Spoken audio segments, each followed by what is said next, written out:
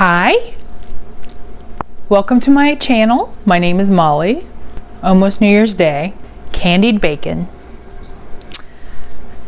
truffle mac and cheese, lobster rolls, and a lemon ricotta cake. I mean, if you have watched some of my other videos, welcome back to my kitchen. Go ahead and take these off. Yeah. You know, it's a blessing. I feel that it's a blessing every day when we wake up and we have a roof over our head, and the whole fact that I have these ingredients that I can cook for you or show you how to cook. Every day when we wake up and have food, shelter, and love, it's a blessing. However, I am going to be so happy to see 2020 in the rearview mirror. Bye 2020, don't ever come back again. So let's get started. The first thing, candied bacon. Very simple. What you're going to want to do, this is very important, you want to have a cookie sheet and you want to line it with parchment with oven ready wax paper. Preheat your oven to 350, and you want to try to have some kind of a rack. This is a cooling rack. I'm not sure what I'll use it for. I know I put cookies on it to cool, but you want to spray both sides, because the one thing I can tell you about this, I've been making this recipe for years and it does get really sticky. I'm starting off with maple bourbon. Now you can start off with any bacon you like. I try to find ones that have no nitrates, packed brown sugar, about a half of a cup. So that was a half of a cup of packed brown sugar. And then I'm putting in 1/8 of a teaspoon of cayenne, just for a little something. And then just mix this up with your hands because you're going to be putting the bacon in. So I'm just going to, I'll probably put 1 or 2 on the ends because I only have 1 wire rack. So these ones on the wire rack are going to cook up a lot better. You could also serve this alongside like some nice just plain egg whites with salt and pepper, avocado toast. Shout out to one of my favorite breakfast places, First Watch. They have $1 Million bacon. That's kind of inspired me to make this recipe. Okay, so a half of a cup of brown sugar. I used all of it, and that was 12 ounces of bacon. So just keep that in mind. You could always put a little bit more, but I'm going to check this after about 10 minutes. I'll probably need to flip it, and I might take the ones that's laying off of the rack and swap it out with one that's on the rack. It's probably going to cook for at least 20 minutes total. 350.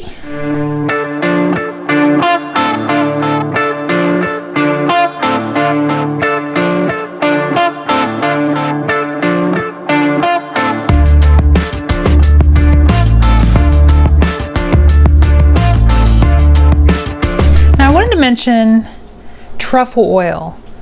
If you can, you just need a small amount because we're just going to put a drizzle. If you've never tried truffles, I describe it as almost like a mushroom to another level, a mushroom on steroids. It's got like a woodsy taste, but it's very elegant. And I recommend that you get black. There's white and black. The black is a little less bitter. I try to find something with whole grain. I found this, I've never tried it before. I thought I'd give it a whirl. It is mung bean. Fusilli. You could use, you know, the standard mac and cheese little elbow macaronis, or you could use fusilli, just something small. But I've been boiling that away. You just want it al dente, where it's still just slightly soft. Start with making almost a roux. Now most roux are made with butter. So I'm going to turn this off. This is ready. I'll be able to drain it here in a second. So what I'm going to do is start with 2 tablespoons of flour. And normally mac and cheese has like butter and whole milk, and so I'm just going to start with, we're going to wind up putting 2 cups of just unsweetened almond milk. I'm going to put some, the spices. I'm going to put some pepper. I'm going to put a little bit of salt.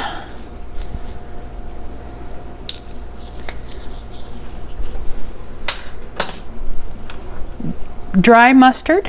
Now if you don't have dry, you could use regular, you know, the kind that you put on sandwiches. I'm using a little bit of nutmeg. I'm going to use a white cheddar, and I found this is a mild white cheddar, 10 to 12 slices.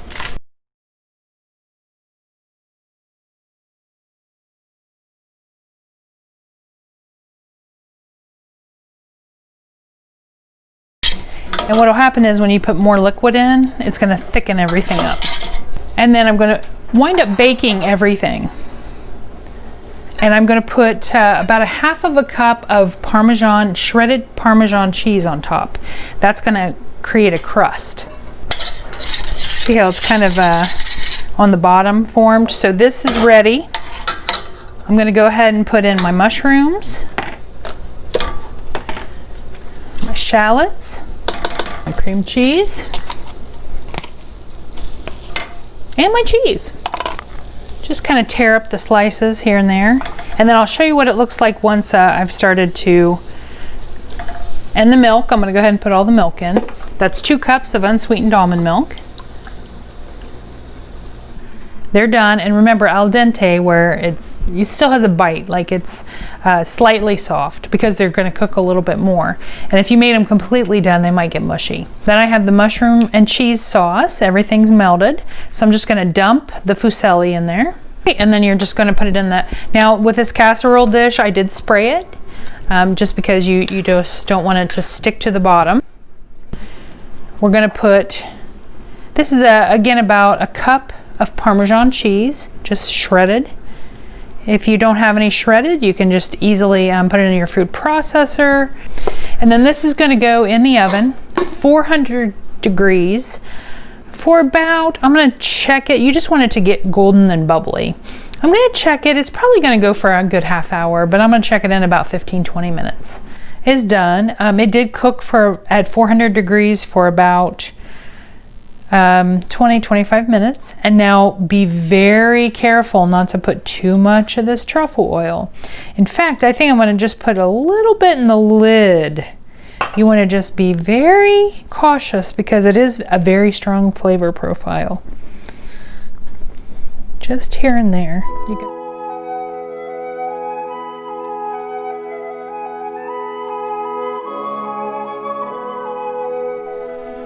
I love lobster, I love seafood. Now, one thing that you can do is supplement a little bit of shrimp. So I am starting with the pound of lobster. And what I'm going to do is I'm going to actually use the zest and juice from 1 lemon. Now to get the most out of your juice, I'm just going to put it down on the counter and just kind of roll it. That seems to kind of soften up the juices. So first things first, let's zest it. Now don't get too far into the white pith, because that's where it's bitter. It's helpful if you have a juicer. Keeps your seeds out of harm's way. And then I'm going to use 1/4 of a cup of green onion, or scallion, however you want to call it, that's chopped up. I just fine chopped it. With all of these vegetables, I've already just pre-chopped them so that you didn't have to sit there while I chopped the whole thing. I've got 1/4 of a cup of celery chopped. And then I've got, you could use onions, but I have 1/4 of a cup of chopped shallots. They seem to be a little milder. I use those a lot when I make homemade dressings. There's certain times that shallots you want a lighter. This is a lighter fare. Even though it has lobster, you want it to have an elegant buttery taste. And then I'm putting 1/4 of a cup of chopped parsley.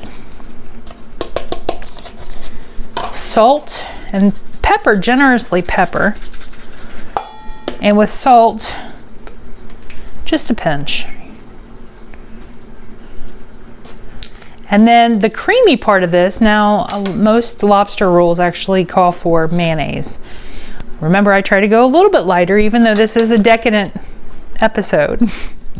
I am going to use 1/2 cup of light sour cream. Now the sour cream is, to me, about the closest thing you can get to mayonnaise without actually using mayonnaise.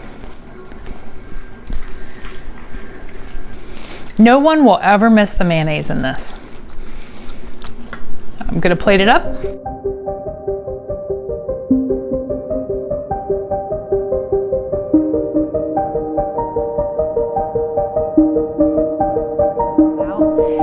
You want to preheat your oven for 375, and it's going to bake for about an hour. Something that I don't bake with that often, it's semolina flour. They use it a lot in Italy. They use it for pasta and they use it for sweets. So that's what this is, an Italian ricotta lemon cake. So it would really be best if you could use, I'm going to use a food processor. You might be able to do it in some blenders or with a hand mixer. If you need to, you could just mix it by hand, but I think the consistency with it having flour in it is going to be a lot better. And this is crustless. I've never made this before. I've just kind of seen some of these similar recipes, so I kind of created my own little take on the Italian ricotta lemon cake. So one thing I wanted to mention too, it calls for the zest of 4 lemons. I had 2 that I don't mind sacrificing, but one thing I wanted to mention, I always keep dried lemon zest. Every time I use a lemon, where I'm not using the lemon zest, I will zest the lemon before I use the lemon, dry it out on a little bit of paper towel, and then it turns into like wonderful dried zest. So that way you always have some on hand. But I happen to have 2 lemons that I don't mind. I'll use them for drinks or something. And that turns out to be about 3 tablespoons of lemon zest, depending on the size of your lemon, but it calls for the zest of 4 lemons. Okay, so let's go ahead and I'm going to put some of the liquid ingredients. So we're going to put 2 cups. Now I did want to mention that you might, whenever you're measuring liquid, it's best if you use a measuring cup. Whereas if you're measuring dry ingredients, use this kind of a cup. But I don't mind for the egg and for the almond milk we're going to be using. I just go ahead and use this. But typically speaking, this is for dry, this is for wet. So that's 2 cups of just tap water.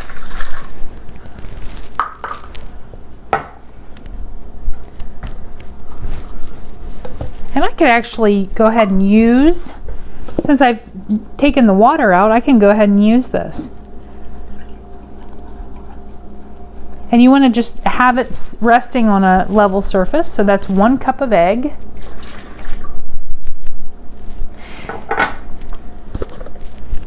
And then I'm going to put in 2 cups of almond milk. And that's unsweetened almond milk.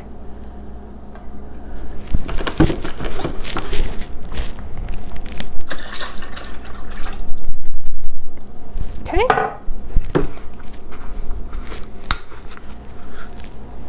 That's 1 tablespoon of vanilla, a good vanilla if you can. Go ahead and put the zest in. The zest of 4 lemons, no juice, just the zest.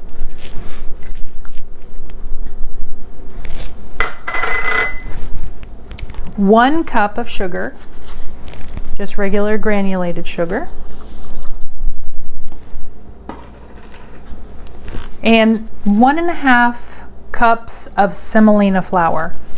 And make sure you're measuring this.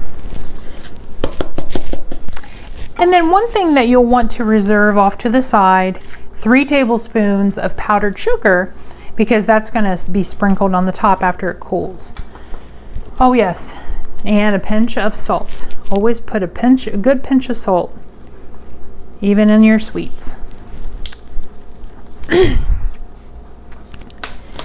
And as far as the dish goes, I am using, this is a pretty deep dish. Ideally, you would want to use a cheesecake dish, the kind where it has the little snap that comes off. I don't have one of those. I think they're called springform pans. So I just found something that's kind of deep because this is very liquidy. So I'm hoping that this doesn't fill it up too much. If it does, I'll just find another container to put the rest in. So I'm going to go ahead and get this completely blended up.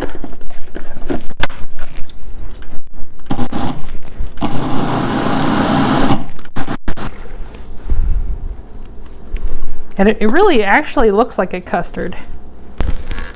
Okay, that's going to bake for 1 hour. I'll see you back. And I just took the lemon ricotta cake, the Italian lemon ricotta cake, out of the oven. And pop quiz, audience. What ingredient did I not show you that I put in there? Anyone? Anyone? The ricotta cheese. After I stopped rolling, I had to actually go back in and with a whisk, because I had already put the food processor in the sink. So I'm human. I'm not a chef. These things happen. So just remember to put a whole container, 15 ounces, and I chose low-fat ricotta cheese. So the whole container goes in there. And it wound up cooking at 375 for about 1 hour and 20 minutes. And I also sliced, like paper thin, some lemons. I'm gonna garnish each slice with a little bit. And I think I might, now if you can get, I think it was 10 servings out of this, it's still around 200 calories a piece. It looks beautiful though. Wow. Okay, so what we're gonna do is I'm gonna put a little bit of, remember we reserved 3 tablespoons of powdered sugar. And I'm just gonna keep that off to the side for when I actually serve it. And then I'm taking those sliced paper thin lemons, and I'm just gonna kinda do a little fancy thing on there. Kind of twist it a little if you can.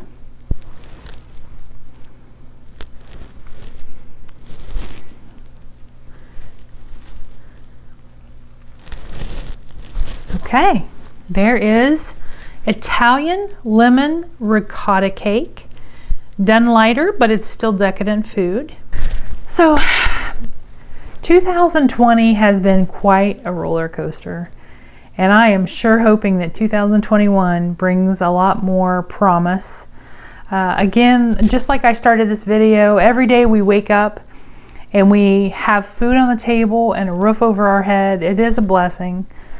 But I really can't wait to get 2020 in the rearview mirror. So please, everyone, have a safe new year. Love each other. And I hope that it's a great year for you. Thank you for watching.